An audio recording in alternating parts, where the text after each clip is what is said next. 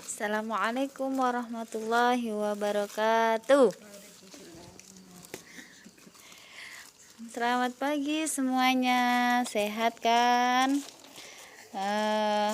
Baiklah, di kesempatan hari ini, sebelum kita belajar, Ibu mau tanya nih, masuk semua kan? Nah, di sini di pertemuan kita hari ini kita nggak seperti biasanya ya bertatap muka. Jadi sekarang kita belajar yang namanya daring. Oke, yang pertama kita lanjutkan materi kemarin sebelum kita melakukan mid semester, yaitu kita akan belajar tentang himpunan.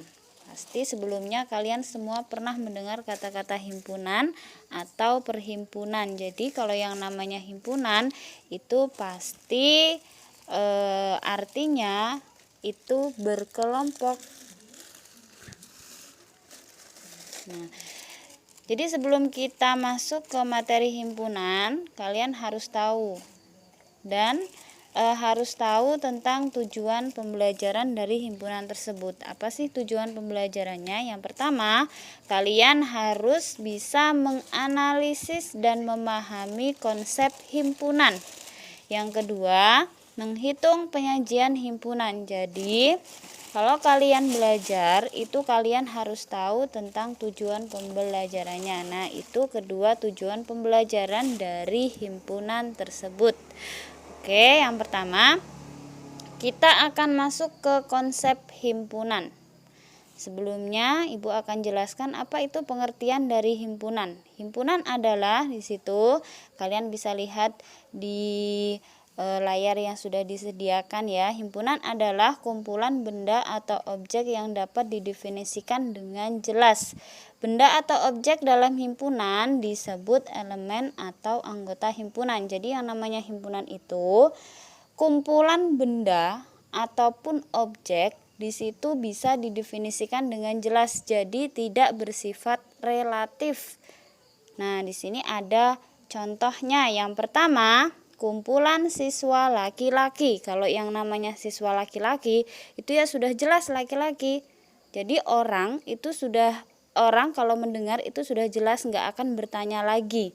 Kalau yang namanya siswa laki-laki udah berarti siswa laki-laki, itu termasuk himpunan. Contoh yang kedua, kumpulan siswa tampan. Nah, di sini yang kedua ini bukan dinamakan himpunan. Kenapa? Karena di situ kita lihat kata-kata tampan. Tampan itu adalah merupakan kata sifat yang itu masih relatif. Karena tampan itu bisa jadi misalnya menurut Alifah itu siapa tuh namanya yang putra tuh? Agung misalnya. Menurut Alifah, Agung itu tampan, tapi belum tentu menurut si Riri, Agung itu tampan, karena tampan itu relatif. Jadi yang kedua, kumpulan siswa tampan itu bukan termasuk himpunan. Yang ketiga, kumpulan makanan yang lezat. Nah, jadi misalnya kumpulan makanan yang lezat, ini bukan termasuk himpunan. Kenapa? Karena misalnya ada yang makan bakso. Nah, di situ bagi yang suka bakso, bagi yang hobi bakso, pasti bakso itu akan dikatakan makanan yang lezat. Tapi bagi orang yang tidak suka bakso, sukanya sate, pasti mengatakan bakso itu enggak lezat. Berarti kumpulan makanan yang lezat itu bisa relatif berubah. Jadi bukan dinamakan himpunan. Yang keempat, kumpulan makanan berkuah. Jadi kalau ada makanan berkuah, pasti orang itu atau kalian semua itu pasti sudah jelas apa sih kumpulan makanan berkuah. Kalian sudah tahu semua, ada bakso, ada soto, dan sebagainya. Jadi kumpulan makanan berkuah itu termasuk himpunan. Kemudian selanjutnya, konsep himpunan sudah, pengertian sudah, contohnya juga sudah. Kita akan masuk ke penyajian himpunan. Di sini penyajian himpunan ada 3. Yang pertama yaitu dengan menyebutkan anggotanya atau disebut enumerasi. Apa maksud dari menyebutkan anggotanya atau enumerasi? Di sini penjelasannya,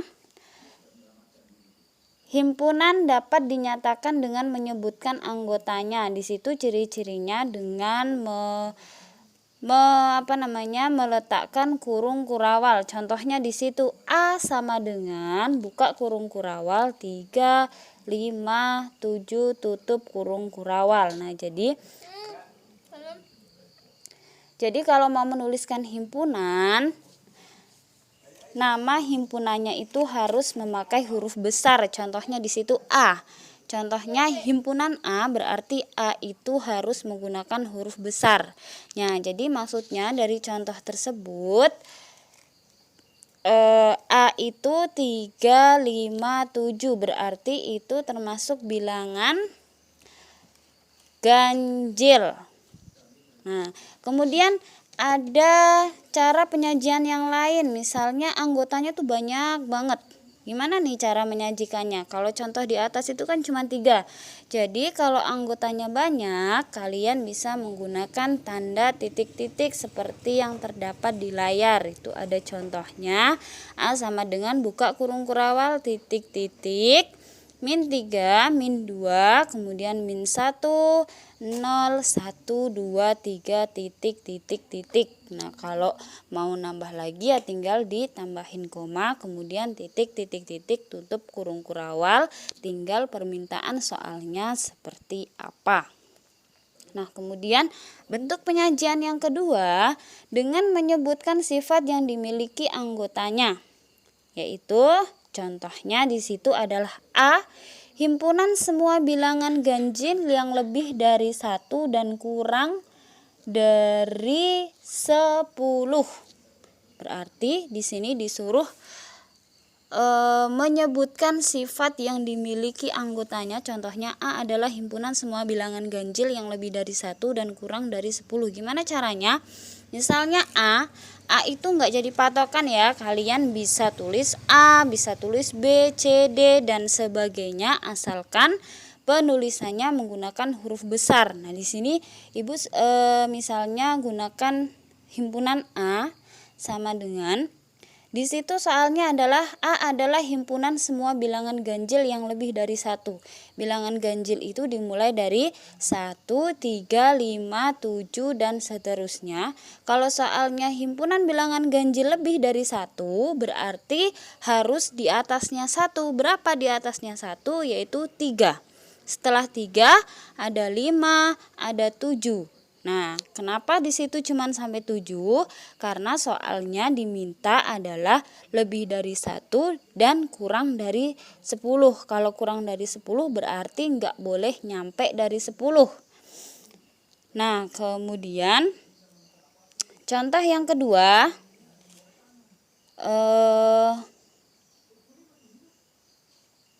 selanjutnya kita masuk ke penyajian yang ketiga ya. Suatu himpunan dapat dinyatakan dengan menuliskan syarat keanggotaan himpunan. Di situ ada bentuk umum. Bentuk umumnya adalah buka kurung kurawal X di mana pi X tutup kurung kurawal. Apa maksudnya?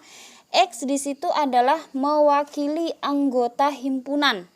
Sedangkan pi X menyatakan syaratnya X. Contoh A sama dengan buka kurung kurawal X jadi tanda garis 1 tapi panjang itu bacanya adalah di mana.